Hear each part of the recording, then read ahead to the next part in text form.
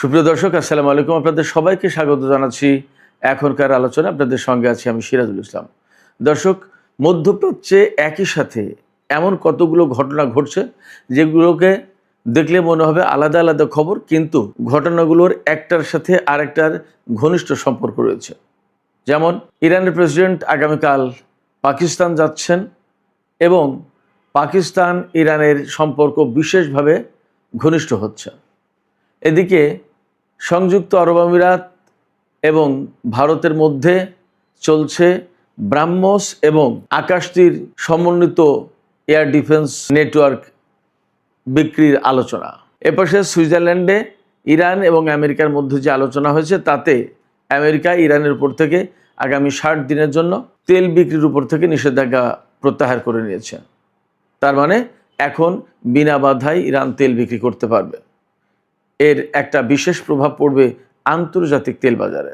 একই সাথে বিদেশে আটকে থাকা ইরানের বেশ কিছু সম্পদ আমেরিকা অবমুক্ত করেছে বলে ইরানের পররাষ্ট্রমন্ত্রী আব্বাস আরাকচি জানিয়েছেন।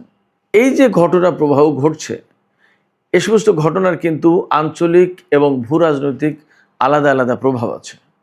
দর্শক, চলুন আজকের এই ভিডিওতে এই সমস্ত ঘটনাগুলো বিশ্লেষণ করি এবং এগুলোর আঞ্চলিক এবং ভূ রাজনৈতিক কী প্রভাব আছে, আন্তর্জাতিক বিশ্বে এর কী প্রভাব পড়বে, এই সমস্ত নিয়ে বিস্তারিত আলোচনা করব।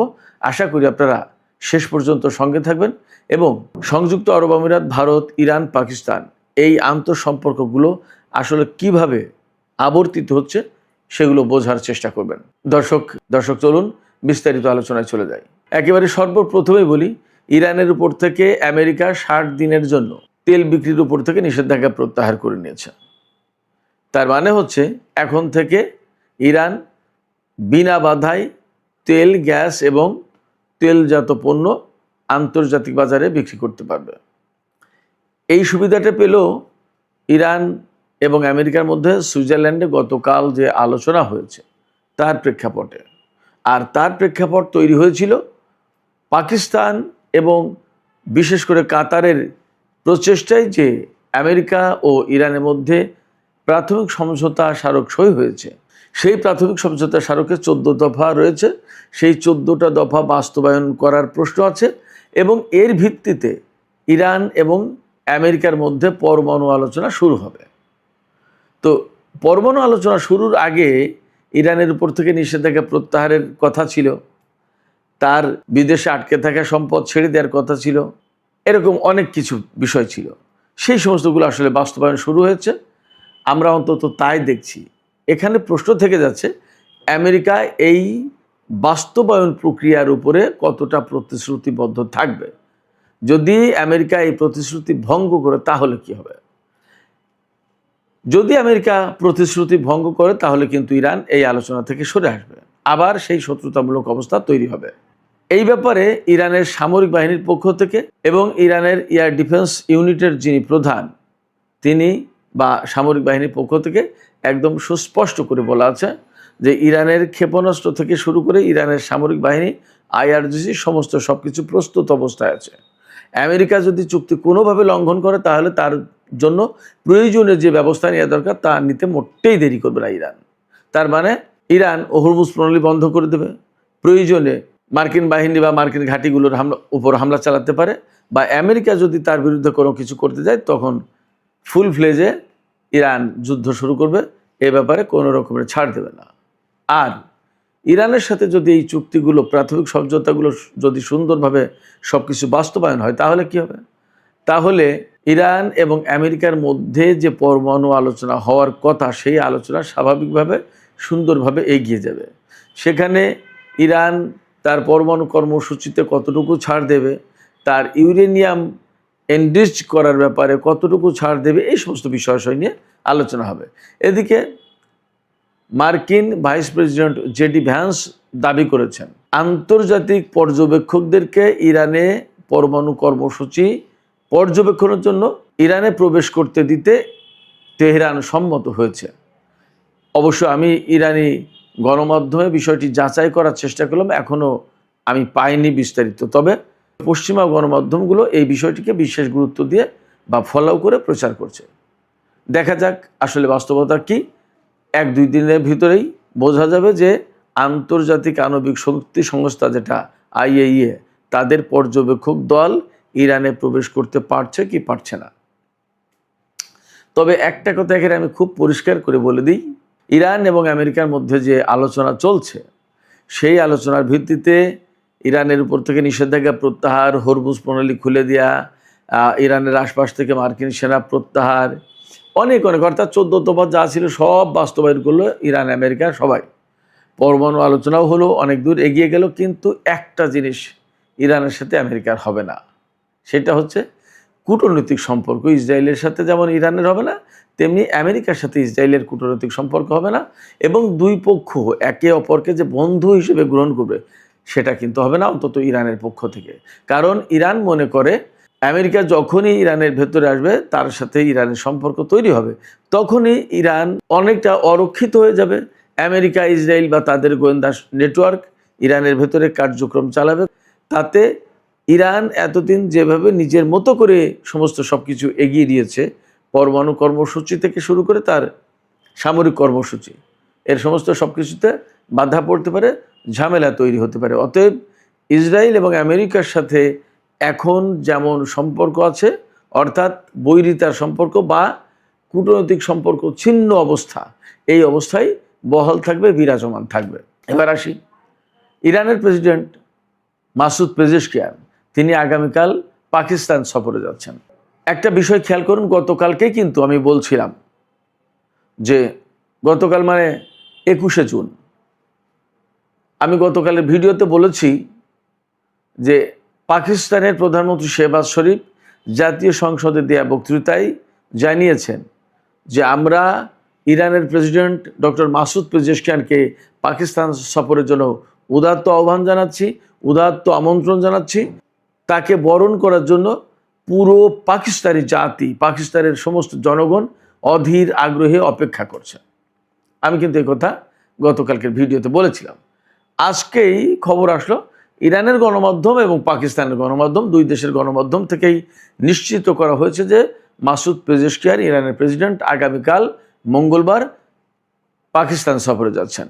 এই সফরে তার সাথে একটা উচ্চ পর্যায়ের প্রতিনিধি দল থাকবে। আলোচনা হবে বাণিজ্য, জ্বালানি, সীমান্ত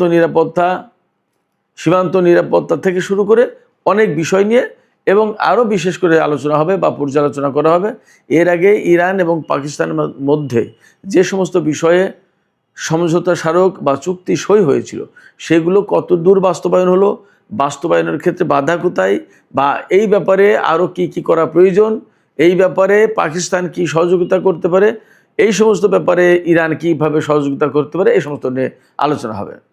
আরও আলোচনা যা হবে তা হচ্ছে আঞ্চলিক এবং ভূরাজনৈতিক প্রেক্ষাপট নিয়ে গুরুগম্ভীর একদম ভেতরগত আলোচনা হবে। আমি এমনটাই আশা করছি বা এমনটা ইঙ্গিত দেওয়া হচ্ছে, কারণ আমরা সবাই জানি এই যে ইরানের সাথে আমেরিকার এবং ইসরায়েলের যুদ্ধ হলো, এই যুদ্ধ কিন্তু শুধুই মাত্র আমেরিকা, ইসরায়েল এবং ইরানের ভিতরে সীমাবদ্ধ ছিল ব্যাপারটা তা কিন্তু নয়। এর সাথে আঞ্চলিক এবং আন্তর্জাতিক অনেক প্রসঙ্গ জড়িত। এর সাথে যেমন জড়িত সংযুক্ত আরব আমিরাতের সাথে ভারতের সম্পর্ক, এর সাথে জড়িত যেমন সংযুক্ত আরব আমিরাতের সাথে ইসরায়েলের সম্পর্ক জড়িত, তেমনি পাকিস্তানের সাথে সংযুক্ত আরব আমিরাতের সম্পর্কের কিছুটা টানাপোড়েন তৈরি। আবার সৌদি আরবের সাথে, কাতারের সাথে, তুরস্কের সাথে, মিশরের সাথে পাকিস্তানের আলাদা রকমের নতুন সম্পর্ক তৈরি। অর্থনৈতিক সহযোগিতা প্রদান কাতার এবং সৌদি আরবের পক্ষ থেকে পাকিস্তানকে, ভারতের কাছ থেকে সংযুক্ত আরব আমিরাতের বিভিন্ন ধরনের সামরিক ও প্রতিরক্ষা সামরিক সরঞ্জাম কেনা বেচার যে আলাপ আলোচনা সেগুলো, একই সাথে ভারতে সংযুক্ত আরব আমিরাতের পক্ষ থেকে বিভিন্ন রকমের বিনিয়োগ, ভারতকে বিশেষভাবে গুরুত্ব দেওয়া আঞ্চলিক এবং দ্বিপক্ষীয় পর্যায়ে, এরকম অনেক বিষয় আছে। এই সমস্ত বিষয় যখন চলমান এবং এ সমস্ত নিয়ে যখন অনেক হিসাব নিকাশ চলছে, আঞ্চলিক রাজনীতিতে বলা যায় যে নতুন কিছু সৃষ্টির জন্য উলট পালট একটা অবস্থা তৈরি হয়েছে। সেই রকম সময়ে ইরানের প্রেসিডেন্ট মাসুদ পেজেশকিয়ান পাকিস্তান সফরে আসছেন।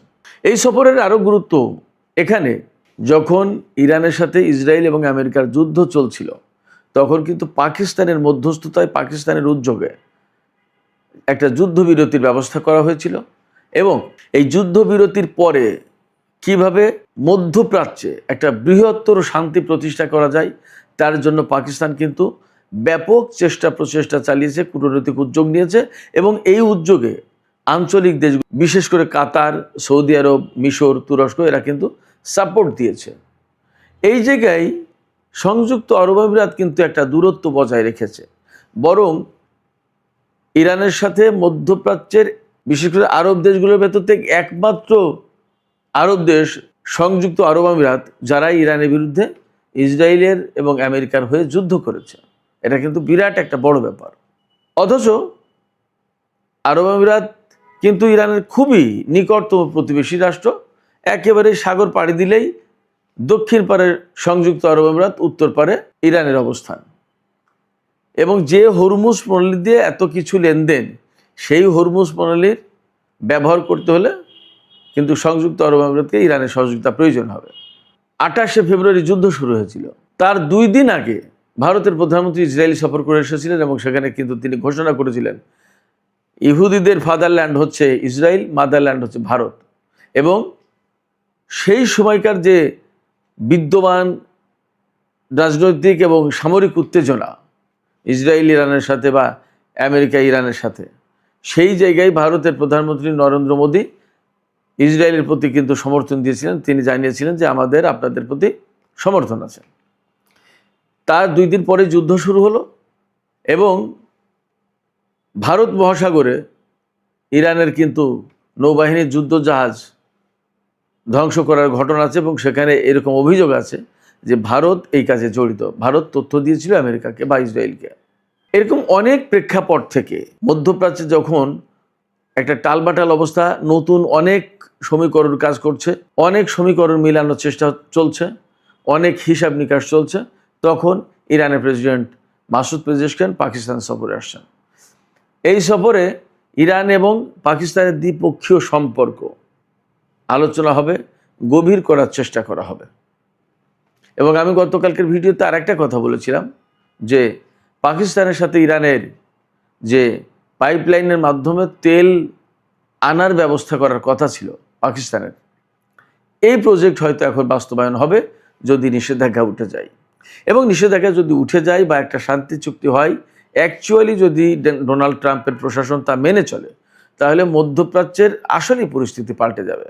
এবং আমরা আজকের সকালের ভিডিওতে, আজকে 22শে জুন দুপুরের ভিডিও যেটা আপলোড হয়েছে, তাতে কিন্তু বলেছি সৌদি আরব এবং সিরিয়ার একটা প্রসঙ্গ ছিল। এই সৌদি আরব এবং সিরিয়া কিন্তু লেবানন প্রসঙ্গে একটা রিজার্ভ একটা অবস্থান গ্রহণ করেছে। আমেরিকার কথা কিন্তু তারা শুনছে না।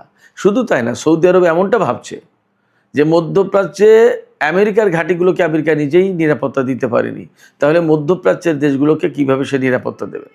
অতএব তার নিরাপত্তার আর প্রয়োজন থাকবে না। তাহলে হিসাব নিকাশটা কোথায় যাবে?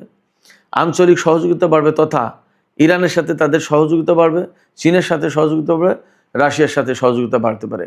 আমেরিকার সাথে সহযোগিতা বা সম্পর্ক যে একেবারে ছিন্ন হয়ে যাবে আমি তা বলছি না, কিন্তু নিরাপত্তা বা সামরিক সংক্রান্ত যে সহযোগিতা, এইগুলো দারুণ মাত্রায় কমে আসবে। তার মানে মধ্যপ্রাচ্যে নতুন সমীকরণ অবশ্যই তৈরি হবে। এছাড়া এখন একদম পরিষ্কার হয়ে গেছে যে ইরানের সহযোগিতা বা ইরানের সাথে সুসম্পর্ক রাখা ছাড়া হরমুজ প্রণালী অ্যাকচুয়ালি ভালোভাবে ব্যবহার করা যাবে না। এমনকি বাব-আল মানদেব প্রণালীও, দুটো প্রণালী ইরানের কার্যত কন্ট্রোলে। সেক্ষেত্রে মধ্যপ্রাচ্যের তেল বাণিজ্য থেকে শুরু করে সব ধরনের বাণিজ্য যদি চালাতে হয়, তাহলে ইরানের সাথে সুসম্পর্ক রাখার কোনো বিকল্প নেই। একদম ক্লিয়ার অ্যান্ড লাউড। শুধু জ্বালানি, বিশ্বে যত সার রপ্তানি করা হয় মধ্যপ্রাচ্য থেকে, অর্থাৎ এই হরমুজ প্রণালী ব্যবহার করে তার শতকরা 30% সার পরিবহন করা হয়। খুব সাধারণ ব্যাপার না। এই সার তৈরি হয় ইরানে, ইরাকে, কুয়েতে, সৌদি আরবে, কাতারে, সংযুক্ত আরব, সব জায়গায়, ওমানেও তৈরি হয় সম্ভবত। অতএব এই সার, তেল, গ্যাস, তেলজাত পণ্য, আদার অনেক বাণিজ্য, এসব যদি পরিচালনা করতে হয় তাহলে হরমুজ প্রণালী অবশ্যই লাগবে। আর হরমুজ প্রণালী লাগলে, বাব আল মানদেব প্রণালী লাগলে ইরানের সাথে সম্পর্ক মাস্ট লাগবেই। এই সব প্রেক্ষাপট থেকে ইরানের সাথে পাকিস্তানের এই সম্পর্ক এবং ইরানের প্রেসিডেন্টের পাকিস্তান সফর খুবই গুরুত্বপূর্ণ। পাকিস্তানে ইরানের প্রেসিডেন্ট আসছে এমন সময় যখন সংযুক্ত আরব আমিরাত ভারতের কাছ থেকে ব্রাহ্মস ক্ষেপণাস্ত্র কিনবে বলে আলাপ আলোচনা চালাচ্ছে। ব্রাহ্মস ক্ষেপণাস্ত্র হচ্ছে প্রায় বাতাসের 3 গুণ গতিতে চলতে পারে। এটা সুপারসনিক বা মিনি হাইপারসনিক ক্ষেপণাস্ত্র বলা যায়, ক্রুজ ক্ষেপণাস্ত্র, এবং এগুলোর পাল্লা প্রায় 800 কিলোমিটার পর্যন্ত। এই ক্ষেপণাস্ত্র পাকিস্তানের বিরুদ্ধে গত বছরের যুদ্ধে ব্যবহার করেছিল ভারত। আর আকাশতীর যে সমন্বিত এয়ার ডিফেন্স নেটওয়ার্ক, এটা কিন্তু আরও মারাত্মক। মানে ব্রাহ্মস তো একটা ক্ষেপণাস্ত্র, সে হামলা করবে, আর আকাশতীর হচ্ছে মানে শত্রুর ড্রোন, যুদ্ধ বিমান, ক্ষেপণাস্ত্র সমস্ত সব কিছু শনাক্ত করবে এবং কোন লক্ষ্যবস্তুকে কোন অস্ত্র দিয়ে আঘাত করতে হবে সেইটা সে ডিটেক্ট করবে মুহূর্তের ভিতরে, সেইটা সে ডিসিশন দেবে। ধরুন ভারতের আকাশে পাকিস্তান 10টা যুদ্ধ বিমান পাঠালো, 100টা ড্রোন পাঠালো, আর 50টা ক্ষেপণাস্ত্র পাঠালো অ্যাট এ টাইম। তখন এই আকাশতীর এয়ার ডিফেন্স নেটওয়ার্ক সে টোটাল রাডার সিস্টেমকে, ক্ষেপণাস্ত্র প্রতিরক্ষা ব্যবস্থাকে বা আদার যে টোটাল নেটওয়ার্ক যেটা থাকবে, নেটওয়ার্কের আওতায় যে সমস্ত অস্ত্র মোতায়েন থাকবে তাদেরকে সে এই লক্ষ্যবস্তুগুলো, বিমান, ড্রোন, ক্ষেপণাস্ত্র, এগুলো সে শনাক্ত করবে, করে S-400 কাকে মোকাবেলা করবে, ব্রাহ্মস কাকে মোকাবেলা করবে, বা অগ্নি কাকে মোকাবেলা করবে, বা আদার কে কাকে মোকাবেলা করবে, তাকে সে ডিকটেশন দেবে, ডিসিশন দেবে যে তুমি অমুক ক্ষেপণাস্ত্র ব্যবহার করে এই বিমান ধ্বংস করো, তুমি অমুক ক্ষেপণাস্ত্র ব্যবহার করে এই ড্রোন ধ্বংস করো। এইভাবে মানে মূলত এটা আকাশের চোখ, ভারতের নিরাপত্তা বাহিনীর চোখ বলা যায় এই আকাশতীর। সেক্ষেত্রে খুবই গুরুত্বপূর্ণ একটা ব্যাপার, খুবই গুরুত্বপূর্ণ কিছু বিষয় নিয়ে ভারতের সাথে সংযুক্ত আরব আমিরাতের আলাপ আলোচনা চলছে। এবং আমরা জানি যে ভারতের ডিফেন্স ইন্ডাস্ট্রি, যেটা প্রতিরক্ষা শিল্প, যেটা এখানে ইসরায়েলের বিরাট বিনিয়োগ আছে, ইসরায়েলের প্রযুক্তি আছে। তার মানে ভারতের সাথে এই লেনদেন যখনই হচ্ছে তখন ইসরায়েলের সাথেও অ্যাকচুয়ালি সেটা কানেক্টেড হয়ে যাচ্ছে এবং সেই বিষয়টা কিন্তু থেকে যাচ্ছে। এই ব্রাহ্মস ক্ষেপণাস্ত্র মোতায়েন করবে কার বিরুদ্ধে? সংযুক্ত আরব আমিরাত। বেসিক্যালি এখন মধ্যপ্রাচ্যে সংযুক্ত আরব আমিরাতের প্রধান শত্রু হচ্ছে ইরান, তার বিরুদ্ধে মোতায়েন করবে। তাহলে ইরান কিন্তু কার্যত এখানে সংযুক্ত আরব আমিরাতের বিরুদ্ধে তার নতুন করে চিন্তাভাবনা করতে হবে। ভারতের কাছ থেকে কিনছে, এই বিষয়টা কিন্তু ইরান ভালোভাবে দেখবে না, একই সাথে পাকিস্তানও ভালোভাবে দেখবে না। পাকিস্তানের সাথে সংযুক্ত আরব আমিরাতের দীর্ঘদিন ধরে সম্পর্ক ছিল, কিন্তু যখন এই কিছুদিন হলো ক্রমেই যখন সংযুক্ত আরব আমিরাত মুসলিম এবং ঐতিহাসিক পরিচয় বাদ দিয়ে তার শুধুমাত্র ব্যবসায়িক, প্রযুক্তি এবং নিরাপত্তার বিষয়গুলো ভাবছে, দেখছে, তখন সে কিন্তু আমেরিকা, ইসরায়েল এবং ভারতের দিকে ঝুঁকে পড়ছে। এই জায়গায় যখন ভারতের ব্রাহ্মস বা আকাশতীর ক্ষেপণাস্ত্র কিনবে, তার মানে তার ডিফেন্স ইন্ডাস্ট্রিকে ফুলিয়ে ফাঁপিয়ে তোলার চেষ্টা করবে সংযুক্ত আরব আমিরাত এগুলো কিনে, তখন কিন্তু পাকিস্তান বিষয়টা ভালোভাবে দেখবে না। তার মানে এই জায়গায় পাকিস্তান এবং ইরান নতুন করে হিসাব নিকাশ করবে ভারত এবং সংযুক্ত আরব আমিরাতের এই সমস্ত প্রতিরক্ষা সহযোগিতার ক্ষেত্রে। একই সাথে পাকিস্তানের সাথে যেহেতু কাতার এবং সৌদি আরবের ইদানিং সম্পর্ক আগের চেয়েও বেশি উন্নত হচ্ছে, তাহলে এখানে প্রশ্ন এসে যাচ্ছে কাতার এবং সৌদি আরব সংযুক্ত আরব আমিরাতের এই বিষয়টি কিভাবে দেখবে? ওপাশে তুরস্ক তো অবশ্যই ভালোভাবে দেখবে না, মিশর কিভাবে দেখবে? অনেক হিসাব বিকাশ এখানে আলটিমেটলি চলে আসছে। এই জায়গা থেকে বলা যায় যে আগামীকালের ইরানের প্রেসিডেন্টের পাকিস্তান সফর, সংযুক্ত আরব আমিরাতের সাথে ভারতের ব্রাহ্মস এবং আকাশতীর এয়ার ডিফেন্স নেটওয়ার্ক, এ সমস্ত বিক্রির ব্যাপারে আলাপ আলোচনা, অনেক নতুন হিসাব নিকাশ, অনেক নতুন আলাপ আলোচনার জন্ম দিচ্ছে। সুপ্রিয় দর্শক, এখনকার আলোচনা এখানে শেষ করতে চাই। যাবার আগে আপনাদের কাছে জানতে চাই, আপনাদের মতামত বুঝতে চাই, আপনারা কি মনে করেন এই যে ভারতের সাথে সংযুক্ত আরব আমিরাতের অস্ত্র কেনা বেচার ব্যাপারে যে আলাপ আলোচনা চলছে, এই বিষয়টা আসলে মধ্যপ্রাচ্যের রাজনীতিতে কেমন প্রভাব ফেলতে পারে, পাকিস্তান ইরানের যে সম্ভাব্য ভবিষ্যৎ সম্পর্কের কথা বললাম, বা মধ্যপ্রাচ্যে যে বড় রকম একটা পরিবর্তনের সম্ভাবনার কথা বললাম, সেগুলোকে আপনারা আসলে কিভাবে দেখেন, আমার এই বিশ্লেষণটাকেই বা আপনারা কিভাবে মূল্যায়ন করেন? আপনাদের মতামত কমেন্টে জানাতে পারেন। আর ভিডিও ভালো লাগলে লাইক, কমেন্ট, শেয়ার করবেন এবং চ্যানেলটি সাবস্ক্রাইব করে সাথেই থাকবেন।